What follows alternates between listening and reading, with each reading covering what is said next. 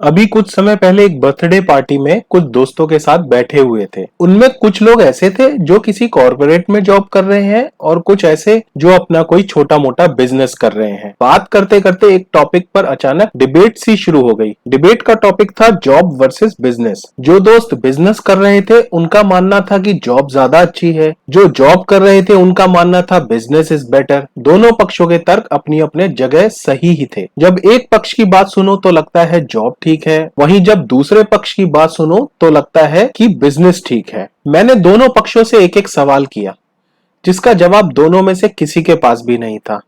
और फिर हम सभी अपने अपने घर चले गए। घर आते वक्त कुछ सवाल मेरे भी दिमाग में चल रहे थे, जिनका जवाब मेरे लिए ढूंढना जरूरी था। लोग जॉब क्यों करते हैं, ये तो बहुत आम बात है, मगर लोग बिजनेस क्यों करते हैं, ये क्वेश्चन ने मुझे थोड़ा उलझन में डाल दिया।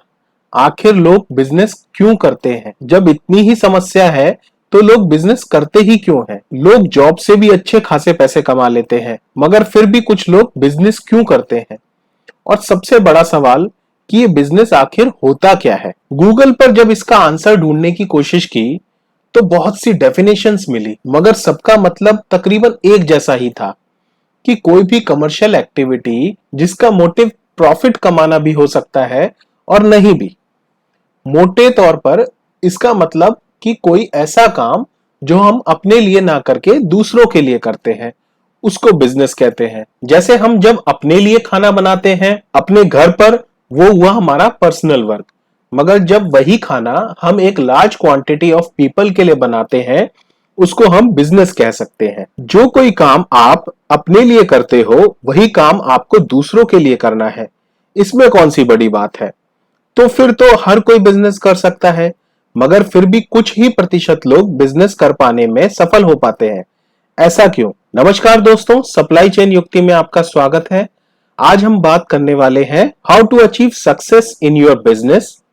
मगर इससे पहले हम इस टॉपिक पर सीधा जंप करें, पहले ये तो समझ लें कि आखिर बिजनेस क्या है और अधिकतर लोग फेल क्यों हो जाते हैं। आप किसी बिजनेस में हैं तो ये समझना ज्यादा जरूरी है कि वो क्या रीजंस हैं जिसकी वजह से अधिकतर बिजनेस फेल हो जाते हैं, ताकि आप भी वही गलती ना करें और जो भी कचरा हमारे दिमाग में हो सकता है एक बिजनेस को लेकर वो निकल जाए। तो आइए सबसे पहले समझें कि बिजनेस क्या है। मेरे हिसाब से किसी प्रॉब्लम का सॉल्यूशन ढूंढना बिजनेस है। जितनी बड़ी प्रॉब्लम उतना बड़ा बिजनेस। प्रॉब्लम पर्सनल भी हो सकती है और एक सोसाइटी की भी। अगर हॉस्पिटल एक सॉल्यूशन है तो बीमारियां पूरी दुनिया की प्रॉब्लम है। अगर स्कूल और यूनिवर्सिटीज एक सॉल्यूशन है तो इलिटरेसी एक प्रॉब्लम है। अगर गर्मी एक प्रॉब्लम है तो एयर कंडीशनर एक सॉल्यूशन है।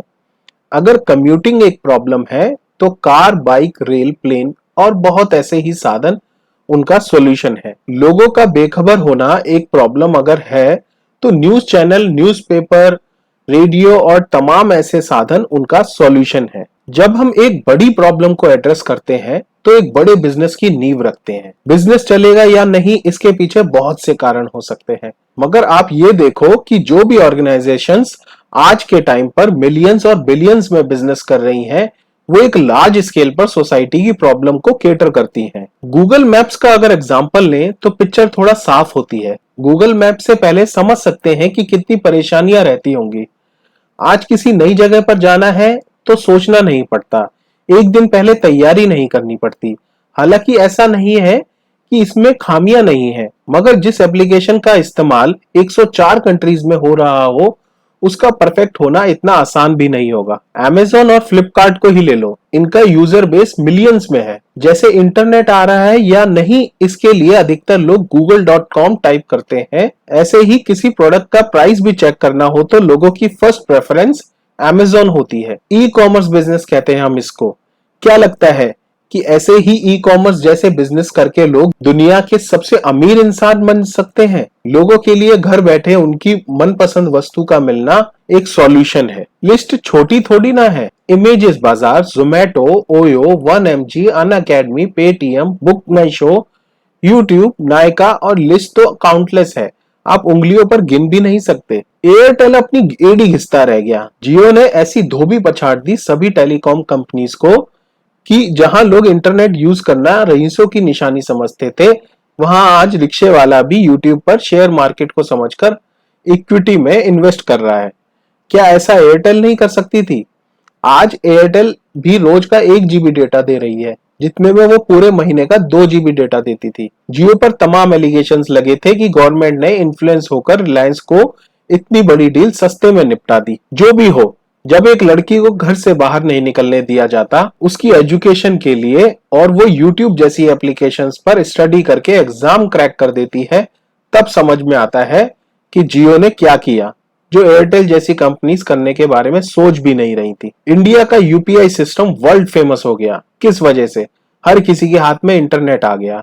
10 रुपए की चाय बेचने वाला भी पेटीएम लेकर बैठा हुआ है। क्यों? क्योंकि अधिकतर लोगों के फोन में अनलिमिटेड इंटरनेट है। लोग बहुत मजाक उड़ाते थे इंडिया का। इंडिया एक साल में जितनी यूपीआई ट्रांजैक्शंस करता है उतनी तो कई कंट्रीज की जीडीपी भी नहीं है। फूड पांडा का नाम सुना है? एक टाइम था जब स्विगी और जोमेटो जैसे फूड डिलीवरी एप्लीकेशंस नहीं थी, और फूड पांडा के भी बहुत नखरे थे। इतने से कम का ऑर्डर एक्सेप्ट नहीं करेंगे, बी और सी ग्रेड कॉलोनीज में पार्सल डिलीवरी नहीं करेंगे, और बहुत कुछ। फिर एंट्री हुई अपने पंटर जोमेटो और स्विगी की। बताओ कहाँ लेकर आना है? एक रसगुल्ला लाना है, अभी आते हैं स्कूटी पर। भैया लोगों की प्रॉब्लम को समझो। लोग अपनी सैलरी लुटा देंगे तुम पर, और हो भी रहा है। इसमें कोई छुपी हुई बात नहीं है। और ऐसा नहीं है कि लोग सिर्फ प्रॉफिट के लिए ही करते हैं बिजनेस। नॉन प्रॉफिट एक्टिविटीज भी होती हैं जो एक लार्ज स्केल पर सोसाइटी की प्रॉब्लम्स को एड्रेस करती हैं। संदीप माहेश्वरी सर को ले लो। एक वक्त था जब यूथ गैंग्स ऑफ वासेपुर जैसी फिल्मों में रस ढूंढ रहा था। तब ये इंसान लाखों नौजवानों का सहारा बनकर उभरा। 178 करोड़ व्यूज हैं इनके चैनल पर। इंडिया की टोटल पॉपुलेशन भी गूगल पर 140 करोड़ से ज्यादा नहीं दिखाता। मैं ये नहीं बोल रहा कि वो मूवी अच्छी थी या बुरी थी, मगर आप क्या सिखाते हैं ये इंपॉर्टेंट है। हर कोई कुछ ना कुछ कर ही रहा है, मगर आप क्या वैल्यू ऐड कर रहे हो सोसाइटी के लिए, ये इंपॉर्टेंट है। हालांकि बहुत से ऐसे बिजनेस भी हैं जहां आप बस लोगों को एंटरटेन करके भी पैसा कमाते हैं, मगर यदि बारीकी से देखो, सोसाइटी को एंटरटेन करना भी एक स्ट्रेस जैसी प्रॉब्लम का सॉल्यूशन ही है। लोग जब कुछ अच्छा सा खाते हैं तब वो लोगों को आनंद देता है। वो भी एक बिजनेस है।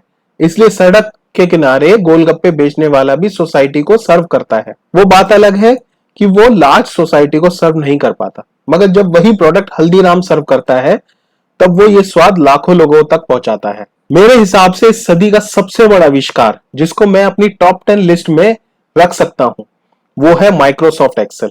एक बिजनेस को इसके बिना चलाना शायद पॉसिबल ही नहीं है। एचआर का डेटा हो, फाइनेंस का डेटा हो, प्रोक्योरमेंट टीम का डेटा हो, logistics, warehousing team, admin team, production team, कोई भी ऐसी टीम या डिपार्टमेंट बता दो आज के टाइम में जहां ये एप्लीकेशन यूज ना हो रही हो।